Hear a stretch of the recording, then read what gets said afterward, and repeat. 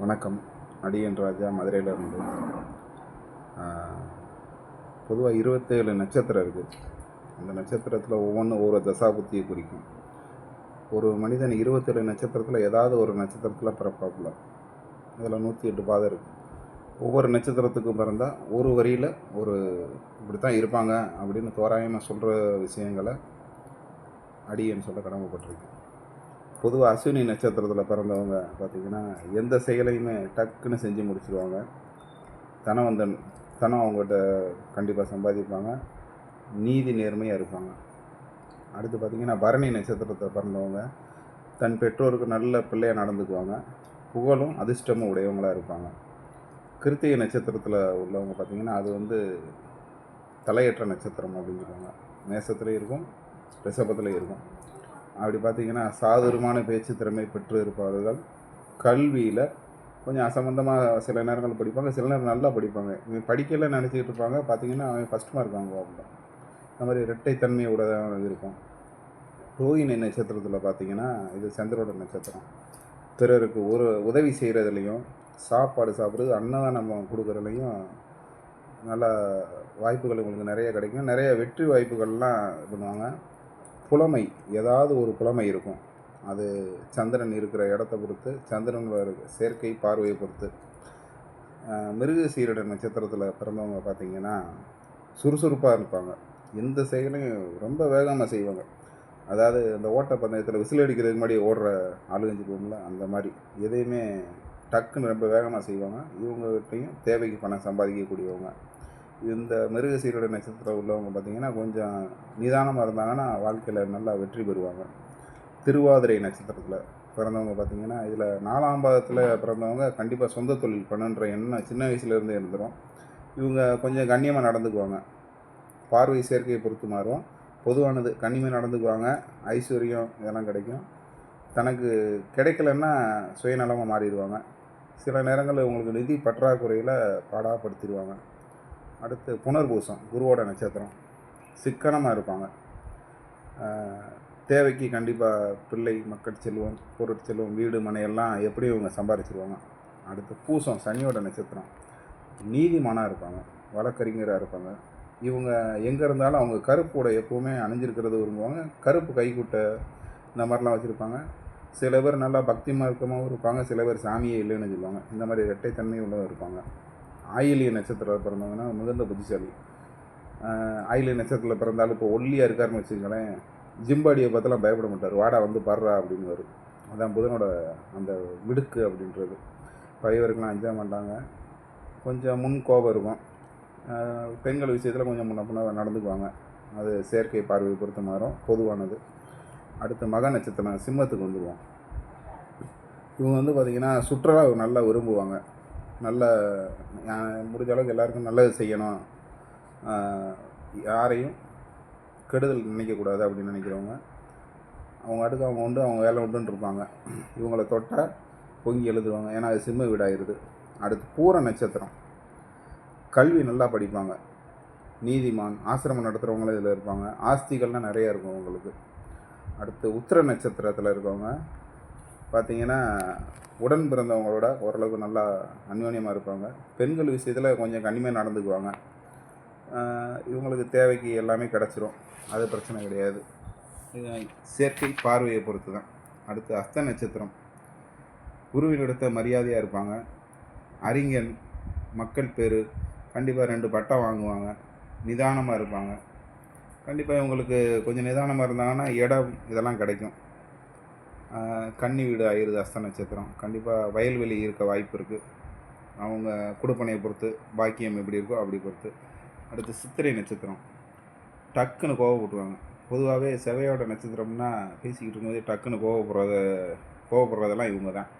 இருந்தாலும் அவங்க சூழ்நிலை சரியில்லைன்னா காரியவாதியாக மாதிரி கொஞ்சம் அமைதியாக இருந்துக்குவாங்க. அடுத்து சுவாதி நட்சத்திரம்.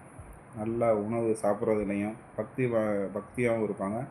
தனக்கு ஒரு பிரச்சனை அப்படின்னா தன்னால் ஜெயிக்க முடியலன்னா டக்குன்னு கலங்கம் பண்ணி விட்ருவாங்க. இந்த ஏதோ ஒரு படத்தில் பாயிண்ட் வரட்டுன்னு அப்புறம் மாடை ஊற்றி விட்ட மாதிரி தான். விசாக நட்சத்திரத்தில் பிறந்தவங்க நல்ல நீதிமானாக இருப்பாங்க, கல்விமானாக இருப்பாங்க. தேவைக்கு சிரிச்சுக்கிட்டே சண்டை போடுவாங்க, ஆனால் சண்டையில் இவங்க தான் ஜெயிப்பாங்க. அடுத்து அனுச நட்சத்திரத்துக்காரவங்க புகழை தேடி அதுக்காக அலைவாங்க. நல்ல சௌபாக்கியம் எல்லாம் கிடைக்கும். கல்வியில் உயர்வு இருக்கும், நிதானமாக படிப்பாங்க. ஆனால் கண்டிப்பாக ஏதாவது ஒரு அமானுஷ்யமான கல்வி கூட உங்களுக்குலாம் கிடைக்க வாய்ப்பு இருக்குது. சனியோட ஆதியத்தை பொறுத்து அனுச நட்சத்திரம்னாலே கண்டிப்பாக ஏதாவது ஒரு அமானுஷ்ய கல்வி உங்களுக்கு கிடைக்க வாய்ப்பு இருக்குது. அவங்க பாக்கியம் எப்படியோ அப்படியே. அடுத்து கேட்டை நட்சத்திரம் பக்தி. இவங்க ஏதாவது ஒன்று செஞ்சுட்டா இவங்கள புகழ்ந்துட்டா போதும், அவ்வளோதான். அந்த புகழுக்காகவே இவங்க எல்லா வேலையும் செய்வாங்க. கேட்டை நட்சத்திரத்துக்கு வருவாங்க. அதனால இவங்க கீழேயும் விழுந்துருவாங்க. நல்லா உயரத்துக்கு போய் டக்குன்னு கீழே விழுந்து அசிங்கப்படுறதெல்லாம் அந்த கேட்டை நட்சத்திரம் தான். அடுத்து மூல நட்சத்திரம் பாக்கியாதிபதி. காலச்சக்கரத்துக்கு பாக்கியாதிபதி. ஆன்மீகத்துறை, இந்த அறநிலைத்துறையில் இருக்கிறவங்கெல்லாம் இந்த மூல நட்சத்திரத்தில் உள்ளவங்க சில பேருக்கு வேலை கிடைக்கும். நல்ல முன்னேற்றமாக இருப்பாங்க. ஆரோக்கிய குறைவு சில நேரங்களில் வந்துடும். கல்வியில் நல்ல சாமர்த்தியமாக இருப்பாங்க. அடுத்து பூராடம் நட்சத்திரம். இவங்களும் அதே மாதிரி தான்.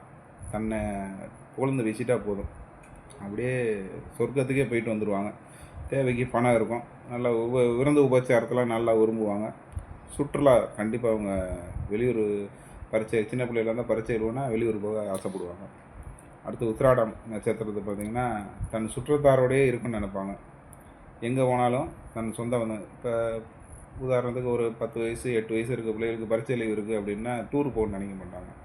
தன்னோட சொந்தக்காரங்க வீட்டுக்கு போகணும், அங்கே ஒரு 4 பேர்கிட்ட இருக்கணும், தாத்தா பாட்டிகிட்ட இருக்குன்னு நினைக்கக்கூடிய தன்மையெல்லாம் இருக்கும்.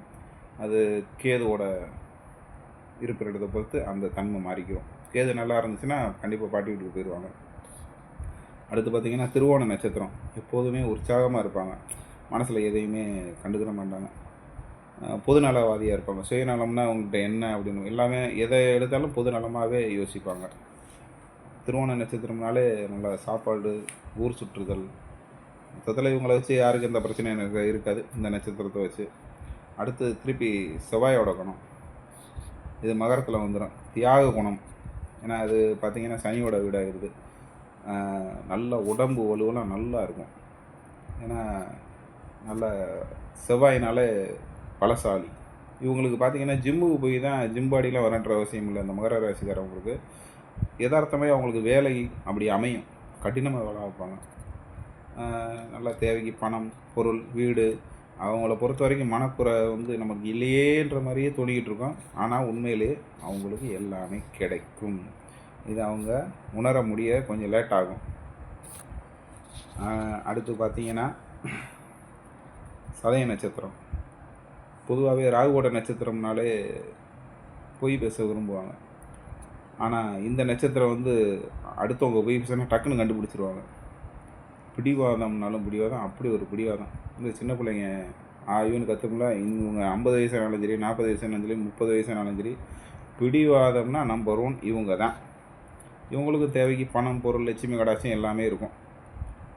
அடுத்து வந்து குருவோட புரட்டாதி நட்சத்திரம். அப்படியே அமைதியாக இருப்பாங்க. யாராவது ஏதாவது சொல்லிட்டா டக்குன்னு டென்ஷன் ஆயிடுவாங்க. அவங்களுக்கு ஏதாவது ஒரு கலை மேலே ஆர்வம் வந்து அதை நல்லா கற்றுக்கிட்டு 4 பேருக்கு சொல்ல கொடுக்கக்கூடிய நட்சத்திரம் புரட்டாதி நட்சத்திரம். இந்த புரட்டாதி நட்சத்திரத்தில் பிறந்தவங்களோட வாழ்க்கை வந்து பார்த்திங்கன்னா பாக்கியாதிபதி நல்லா இருந்தால் மட்டும்தான். இல்லைன்னா சிரமந்தான் அவங்களுக்கு. ஏதாவது ஒரு பெரிய இழப்பை சந்திக்கக்கூடிய சூழ்நிலைகள்லாம் வரும். அடுத்து வந்து பார்த்திங்கன்னா சனியோட உத்திரட்டாதி நட்சத்திரம். நல்லவனுக்கு நல்லவன், பொல்லாதவனுக்கு பொல்லாதவன், அந்த மாதிரி தான். நல்லவனாக இருந்தால் நல்லவனாக நடந்துட்டு போய்கிட்டே இருப்பாங்க. நீ நல்லாரு நானும் நல்லாரு, அந்த மாதிரி ஒரு கேரக்டர். ரேவதி நட்சத்திரம். இது பார்த்திங்கன்னா புதனை வந்து அங்கே நீசமாவார். அங்கே ரேவதி நட்சத்திரம் இருக்குது. இவங்களுக்கு நல்லது சொன்னால் கேட்கவே மாட்டாங்க. நல்லது சொன்னால் காது மூடிக்கொள்ளும் நட்சத்திரம் ரேவதி நட்சத்திரம்.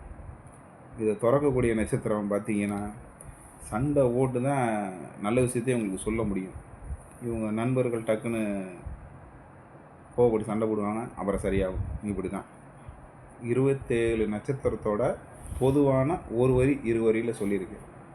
அடியன் வந்து மதுரையிலேருந்து பேசுகிறேன். என்னோடய செல் நம்பர் 93 60 60 60 26. என்னோடய குருமார்கள் அனைவருக்கும் வணக்கம். என்னுடைய குருமார் பார்த்திங்கன்னா எனக்கு ஜோதிடத்தில் ரொம்ப நுட்பத்தை சொல்லி கொடுத்தவங்க எல்லாம் இருக்காங்க. மாதவன் ஐயா, தனுக்குடி ஐயா, ரவி ஐயா. அடிப்படை உயர்நிலை முதுநிலை சொல்லிக் கொடுத்தது தமிழன் ஐயா. அடுத்து என்னோடய பஞ்சவச்சி